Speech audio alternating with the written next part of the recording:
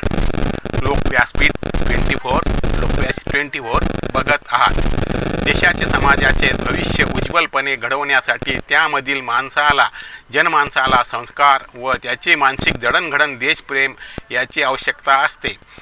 ग्रंथालय आणि त्यामधील पुस्तके हे सुदृढ समाज निर्मिती महत्त्वपूर्ण घटक असून त्यांना खऱ्या अर्थाने शासन व दानशूर संस्था व्यक्ती यांच्याकडून राजाश्रय मिळण्याची खरी गरज असल्याचे प्रतिपादन कवी चंद्रकांत पालवे यांनी केले आहे. अहिल्यानगर जिल्हा ग्रंथालय संघाच्या पहिल्या अधिवेशनात उद्घाटक म्हणून कवी चंद्रकांत पालवे बोलत होते.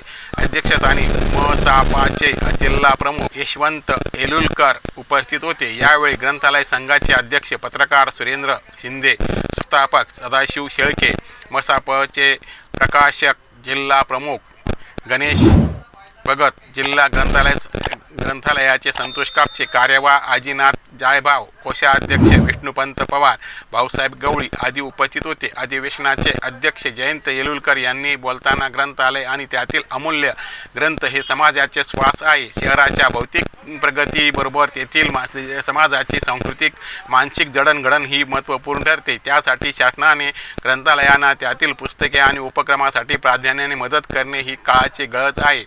वाचनालय व त्याचबरोबर वाचक समृद्ध होणे हे महत्त्वाचे आहे.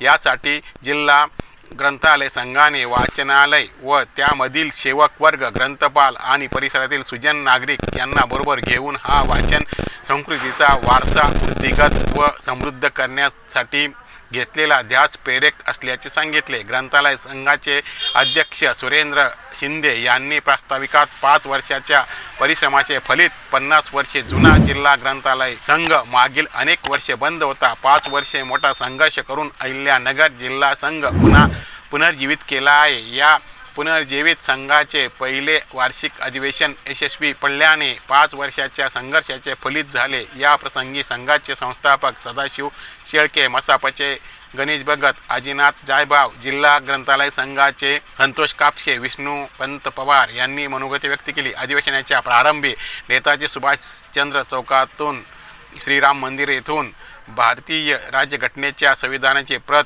दिंडी काढण्यात आली. अहिल्यानगर जिल्हा ग्रंथालय आयोजित या जिल्हा ग्रंथालय अधिवेशनास जिल्ह्यातील असंख्य ग्रंथालय कर्मचारी उपस्थित होते. कार्यक्रमाचे सूत्रसंचालन भाऊसाहेब गवळी यांनी केले.